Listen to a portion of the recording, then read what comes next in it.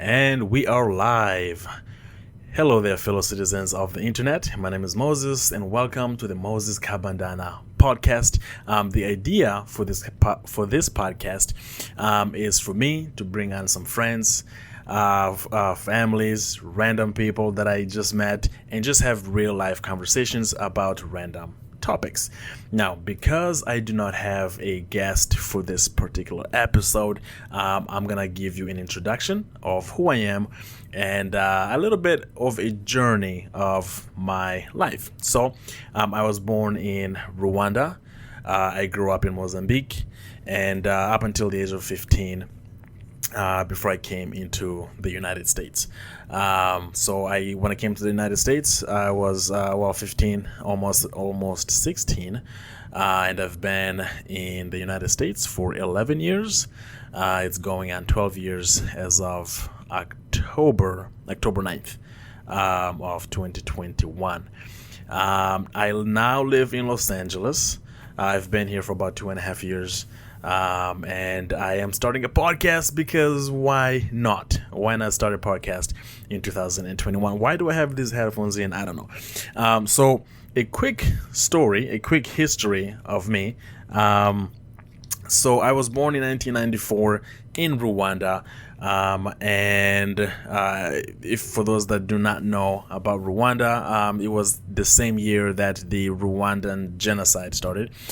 So my family just, scattered throughout the continent. And my immediate family, me, my brother, my sister, my mom, and my dad, mother and father, we migrated from Rwanda, made our way all the way to Mozambique, passing through Congo, Tanzania, and again ending up in Mozambique. So it was in Mozambique where both my biological father and biological mother passed away. That was probably in the early 2000s. My timeline is so messed up because the memories that I have of these early stages of my life are so jumbled up. But I do remember that my mother passed away first. And then I believe a couple years later, my father passed away as well. Sadly, I'd never kept any documents. I don't have any. I think I had like a picture or two. I do have a picture of my biological mother, and I had a picture of my biological mom and dad when they were together, but I don't know where that picture went. So a lot of this happened when I was, I want to say between like 6 and 8, 5 and 8. So I had no concept of even like having these documents or like saving these documents. It was just photographs that I think by the time I was like 11 or 12, I was like, oh, these things, maybe we should save them. But we never really got the privilege to save them. So when my mom passed away, my siblings and I were put into an orphanage, several orphanages, I think 3 all together. But at this point we had no concept of or like no idea where the extended family was, aunts, uncles, and whatnot, on my mother's side or my dad's side. So for all we knew, as a direct result of the war, probably they had like passed away or killed or something. I just never really, I was not old enough to even like ask those questions, and by the time I could ask those questions, my biological parents were not there anymore. So went through 3 orphanages. The first one, we just stayed there for like, I felt like a few months, but when you're a kid, I don't know, time is a little bit different, I think. I don't know. I do remember a lot of stories in that orphanage, crazy stories, but those stories will come in due time. And then went to the second orphanage. I spent the most time at this one. Me, both my siblings, brother and sister. A lot more stories happened at this orphanage. Crazy times. Some of these stories, when I do remember them, I'm like, how how did I live through that?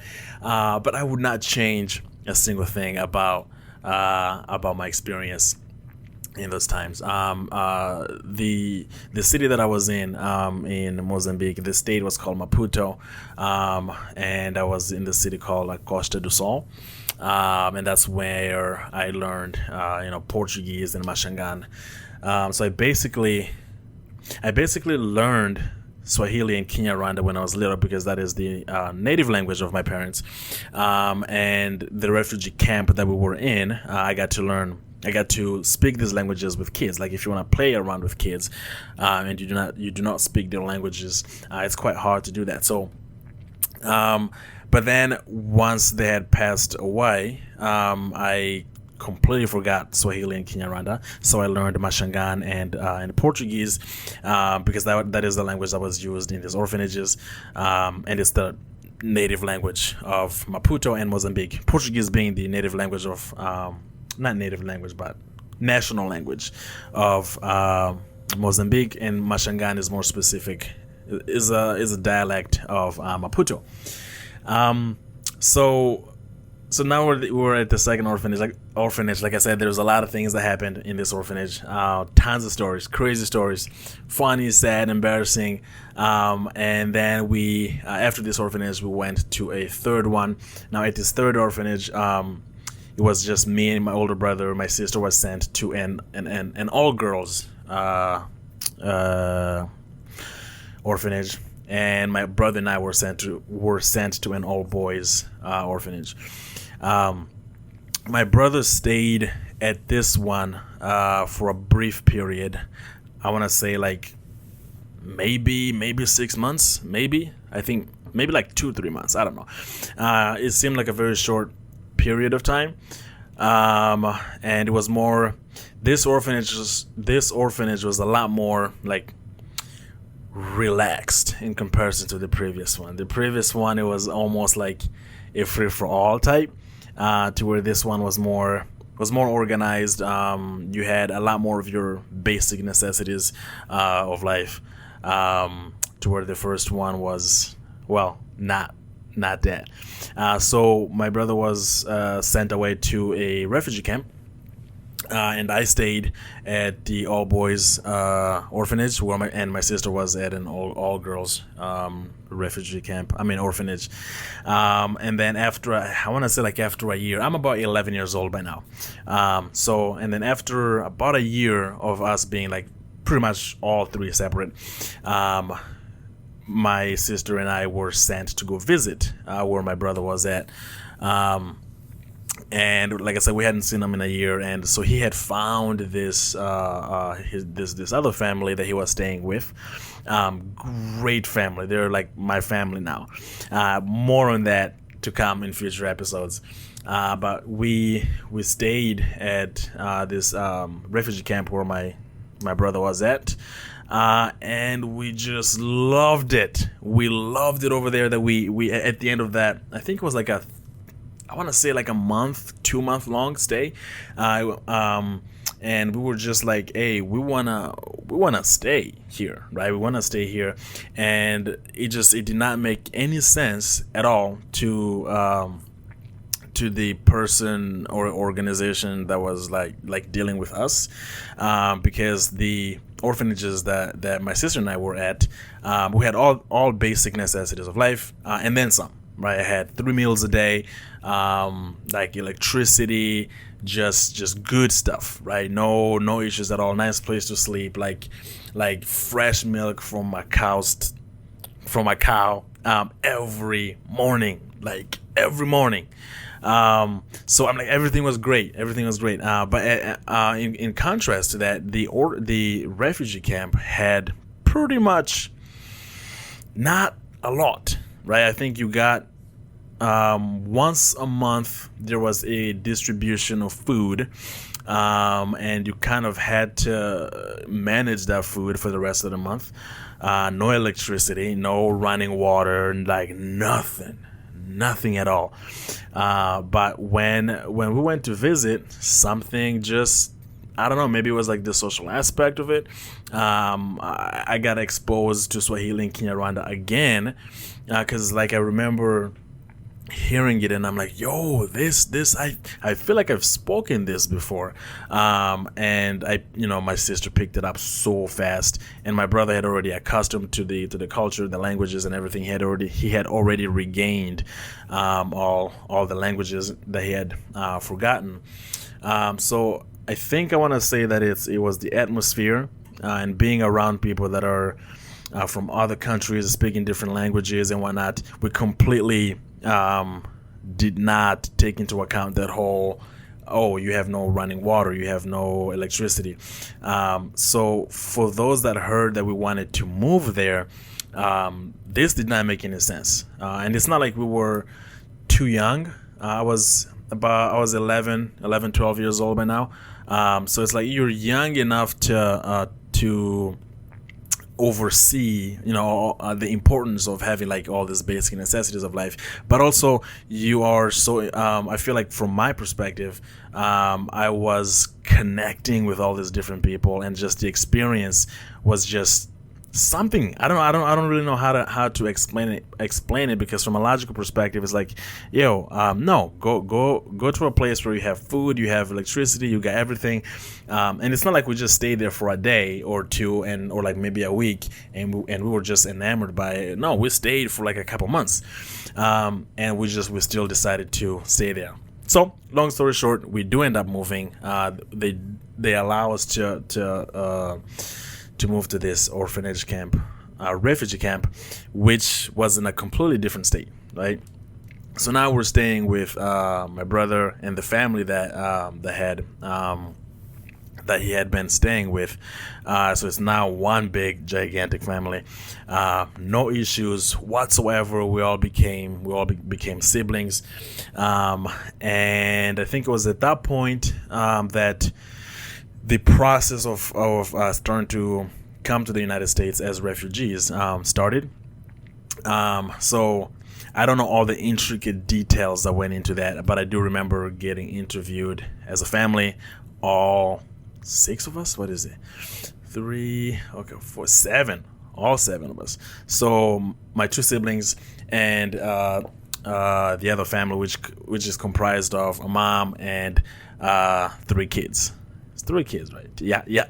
Mom and 3 kids, who are pretty much like my second mom, and like the rest, like my 3 other siblings. It's like it's a whole family at this point. Just the idea of living a different life without them, it just did not really make any sense, or away from them. So I'm gonna spare you the details of coming to the States, but after going through the interviews and everything, getting vaccinated, making sure that we're good to come to the States, we came. And my sister and I were placed in a foster home with a beautiful family. We're still in contact today. Just love them. I'm not gonna drop any names right now, but I'm pretty sure. I am pretty sure. I'm speaking kind of fast. I need to slow down. I am pretty sure that the stories will come out in future episodes as well. And then I think about we stayed with this family. I'm skipping out a lot of details, right? We stayed with this family for 2 years, and then we went to a different foster home. Amazing people too, and we still like all these have become extended families. To me and my siblings as well. So from that perspective, I have been a very lucky individual. So yeah, and then so I went through high school in Michigan. Went through college in Michigan as well. Like I said, future episodes will include more details as far as my experience, what it was like to come into the States for the first time, and like all that is gonna come in future episodes. This is more of like an introductory one, so that if those that may not know that much about me can get a little glimpse into my life, and so that when I bring in friends and whatnot, you kind of know who I already am, so that I don't have to introduce myself every single episode. So finished college, and I started to get into this whole travel thingy. Like even throughout college, I love to travel. So I started traveling a lot, and towards the end of my college career, I started to get this itch to travel a lot. So I ended up in Los Angeles. There's a lot of details in between college and Los Angeles, but future episodes. And so yeah, I ended up in Los Angeles for one semester, and I loved it. And I left my car here after the semester because I had the plan to drive back east. Right, I had the plan to drive back east because I love driving anyways, and I had driven from Michigan all the way to Los Angeles. So I left my car here so that I would have to come back to get it. Worst case scenario, drive back. So after that semester, I went to a 2-week trip in Europe to visit some friends and some family, and I got a 1-way ticket to LA.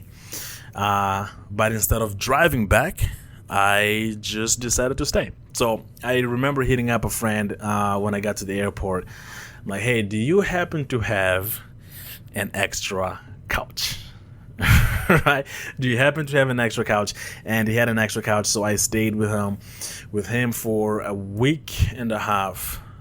And then I stayed in my car for another week and a half or two. Although I had already hit up a friend, and I was like, hey, I am in need of a place to stay. Here is the importance of having good relationships and keeping in touch with people, because you never know. People, like, if you're good to people and people are good to you, if you're good to people, people are more likely to be good to you, unless you give them an excuse to not be good to you. So they were like, yeah, of course, come on in. But I was too stubborn to just go, so I stayed in my car for 2 weeks or a week and a half. If you're watching this, Gina and why am I forgetting their names? Seriously, Gina Ferguson, and am I supposed to be dropping names? Maybe not. And Luke, how can I forget that? They opened up their 1-bedroom studio. No, not even a 1-bedroom, just a studio apartment. And I was like, yo, thank you so much. And I stayed there for 4 months. I actually stayed with them for 4 months. Yo, you guys are the real MVPs. For 4 months, and I basically like slept on the floor. I had like some cardboard boxes or like some little thingies. I don't remember, like a yoga mat that I was sleeping on, and I was just working my butt off. Right, I was Ubering like crazy, like 10 hours a day, and I had a photography job. And that was I did that for the duration of the time that I was there, so 4.5 months, maybe 5 months. And even at the time, I still refused to get like a nice sleeping bag or like a couch, right? Not a couch. I always confuse a couch and a mattress. I don't know why, but I refused to get a mattress. And I think it was towards the end of that 4th month where I was like, okay, I'm gonna get a mattress, but I'm too cheap, because I was going through a financial restructuring of habits, right? As far as like how I spend my money, what to spend my money on, and I had so much credit card debt, and it was just a complete chaos. So I was reading a lot of books on finances, and listening to a lot of audiobooks, because I'm not really the type to read a lot.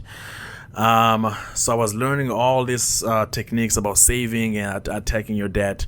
So I was just too focused on saving money and getting rid of credit card, that I was not even willing to get a mattress, although that would have helped a lot with my back pain. So I was like, okay, I'm gonna meet you halfway, and I'm talking to myself. And the halfway was, let's get a couch, let's get a mattress, but that mattress is not going to be expensive whatsoever. So let's go to Craigslist. And I went to Craigslist, and I found me a free couch. Why do I say couch? Mattress. I found a free mattress on Craigslist. I should have not gotten that couch.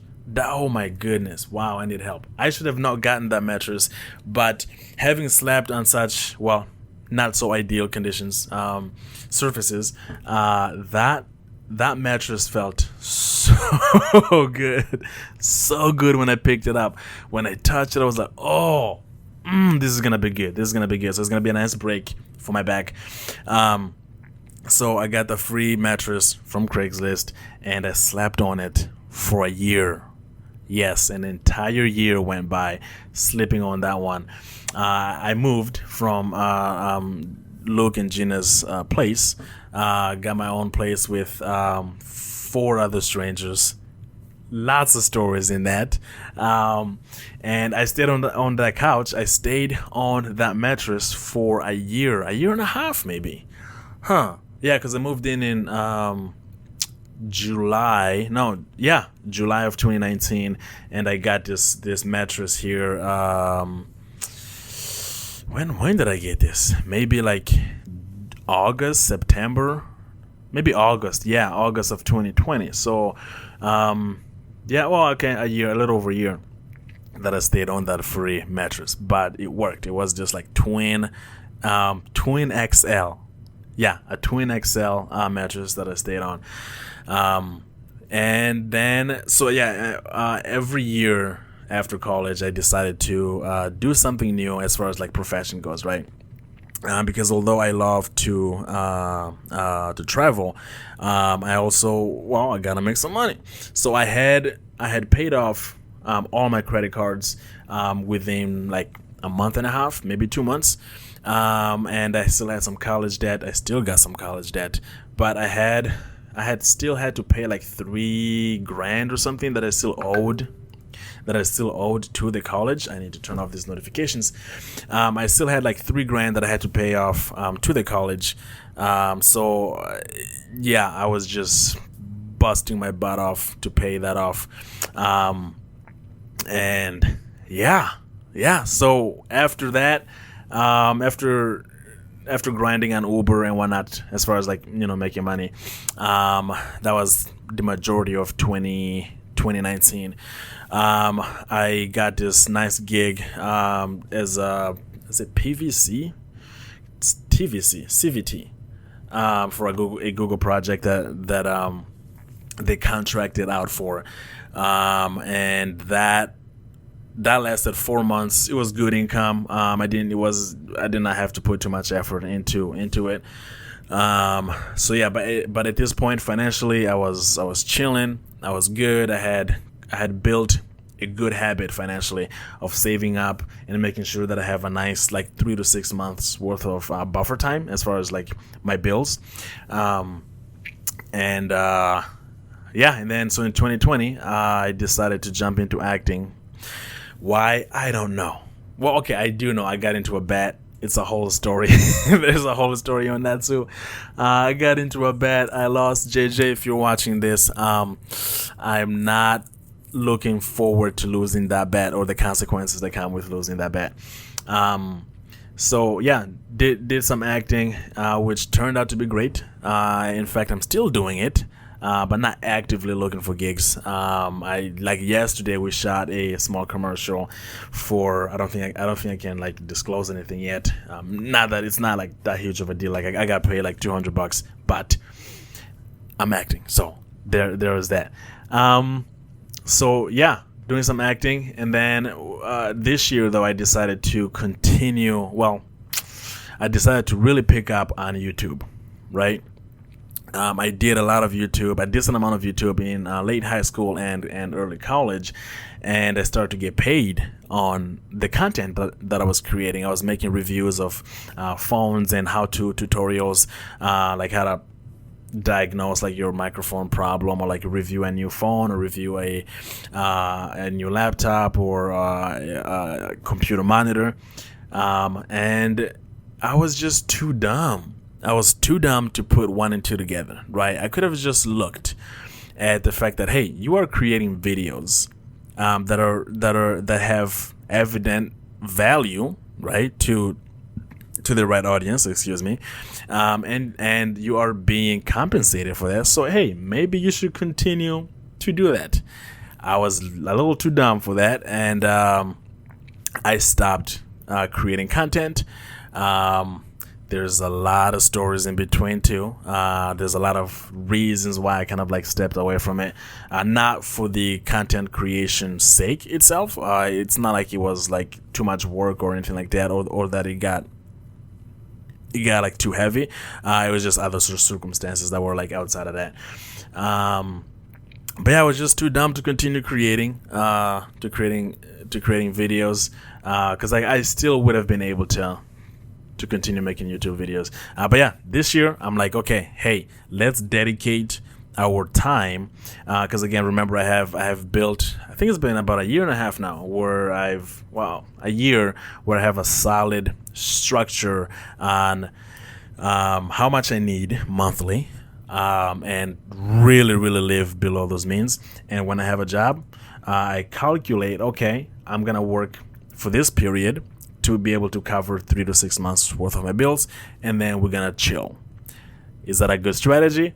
Probably not. The idea would probably be to continue to work and save up for, like, I don't know, maybe like a whole year worth of bills paid for. But for now, 6 months at a time, 3 to 6 months at a time. This time has been 6 months. Saved up for 6 months. But I also have student loans, so I'm like, oh, maybe I should like pay off all the student loans. But student loan payments are at a pause right now, so I'm like, okay, we got 6 months. Let's dive back into YouTube, try to produce as much good, informative content as we can, and see what happens in 6 months, right? And in the midst of that, I feel like my chair is falling. In the midst of that, I was like, hey, why don't we start a podcast where you just sit down, bring in some friends, bring in strangers, bring in some family that are willing to talk, and create a platform where conversations can be had, right? It doesn't have to be argumentative. It does not have to be a particular topic. It's just, hey, it's me and it's someone else. They have their opinions, I have my own, and this is a platform where debates can be had, good conversations, bad conversations. Oh my goodness, my nail, I don't know if you can see that, my nail is really long, my thumbnail on my left hand, for those that are listening. I got sidetracked. But yeah, that is the point of this podcast. I will try to air one episode a week, and I have lined up about 2 months worth of content, or people that I know that have agreed to be part of my podcast, and they can, if I interview each and one of those people, not interview, but if I make a podcast episode with each one of those people, it should last about 2 months. And I doubt that in 2 months I will not find like an extra month worth of people that are willing to come onto the podcast. And when I do not have people that are willing to come onto the podcast, that is when I will step in and dedicate an entire episode to story time. So for now, you can find my podcast on Spotify. You can find my podcast on Apple Podcasts. I'm trying to get my podcast on like other platforms, but for now, those are the two. But for now, those are the two podcasts that I have. It's really interesting doing a podcast like this because everything is on the fly. I'm so used to shooting the tech videos where if I say something wrong or if I mispronounce something, I can pause and go back, and say it the right way, and then I can like change everything in the editing. But no, everything here is just live, and like we're going on 30 minutes worth of me rambling on and on.